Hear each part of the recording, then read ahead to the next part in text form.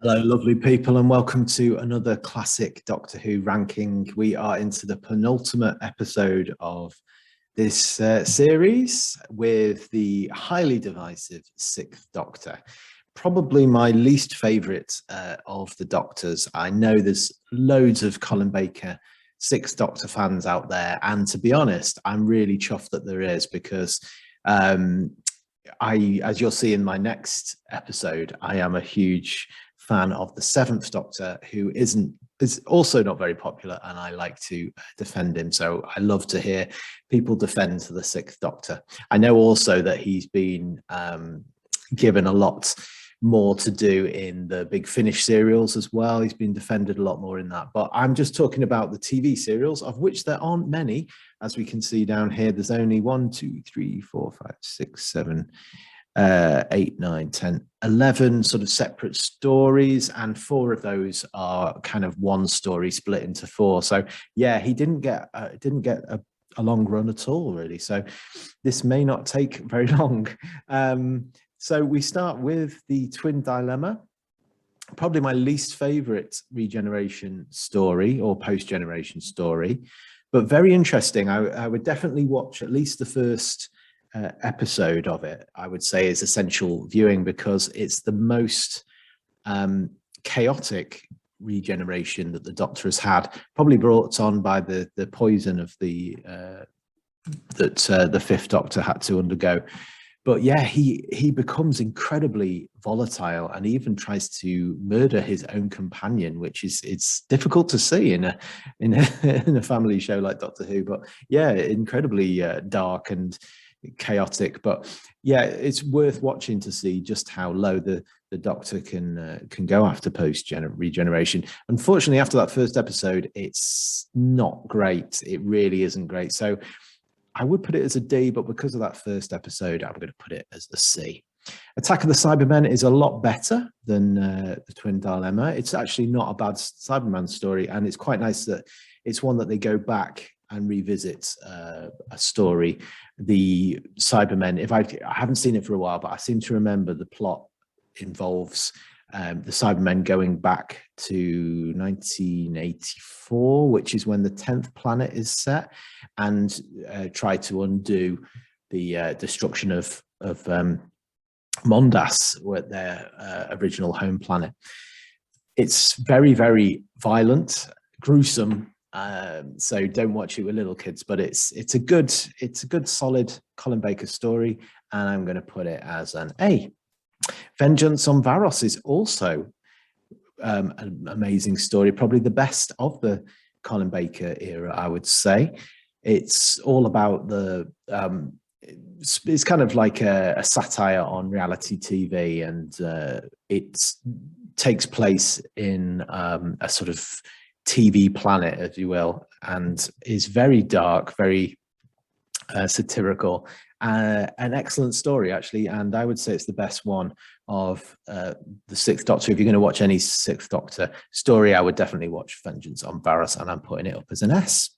The Mark of the Rani is it's all right. I quite like the idea that the main enemy in it, the Rani, who is the first. No, she's not the first female Time Lord, because we had Romana. But yeah, the first female baddie Time Lord. And I really like her. I really like the idea of the Rani, that she isn't necessarily evil and maleficent in the way that the Master is, who also appears. She's more kind of emotionless and sees other races as inferior to her and worth experimenting on, and she does lots of experiments and things on people.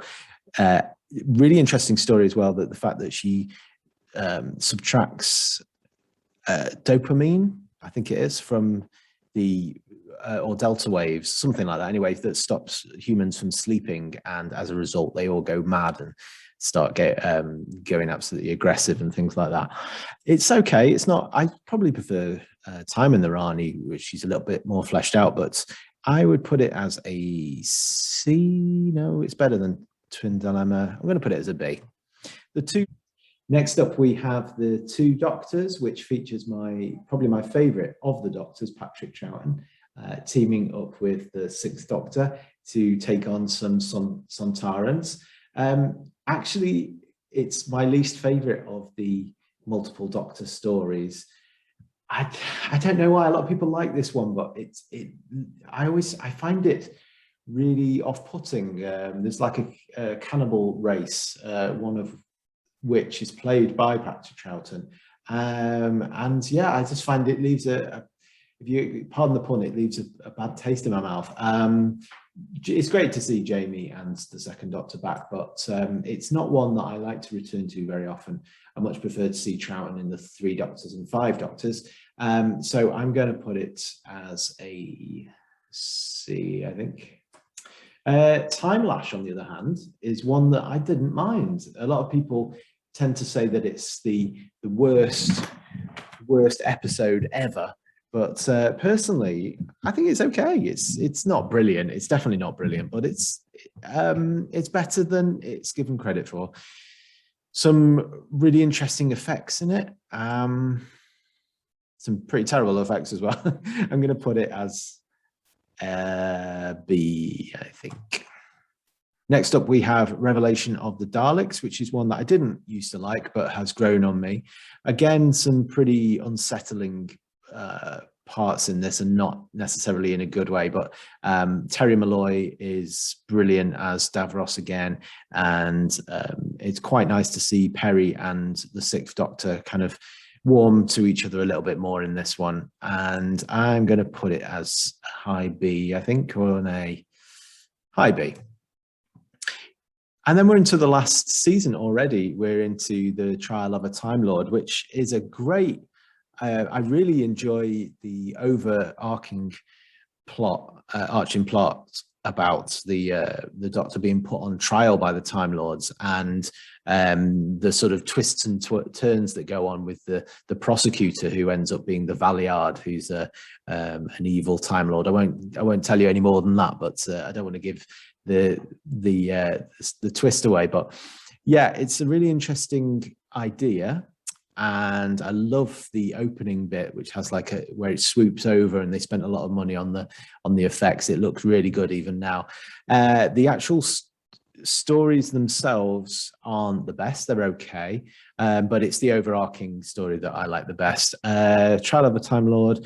We start with the Mysterious Planet, which is a pretty good one. It's okay. It's nice to see Joan Sims from the Carry On films in there as a kind of barbarian queen. But apart from that, it's not that memorable apart from the courtroom scenes. I'm going to put it as a C. Then we have Mind Warp. Great to see the monsters from Vengeance on Varos return, but I didn't like it as much as this one. I'm going to put it about there as a C. Then we have the Terror of the Vervoids, which is memorable. It's definitely memorable. I'm going to put that as a C as well. And then it ends off with The Ultimate Foe, which is probably my favorite of the Trial of the Time Lords, mostly because a lot of the mysteries are wrapped up from the overarching story. I'm going to put that as an high B or low A. I'm going to put it as a high A, I think. Sorry, high B.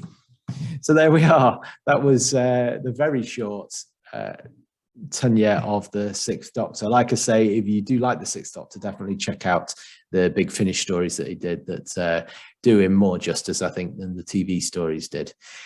Hope you can join me next time for the last classic Doctor Who ranking, which is the Seventh Doctor. Very, very split and divided group of stories. So hope you can join me for that. Thanks for watching. I'd love to hear your comments below, and take care.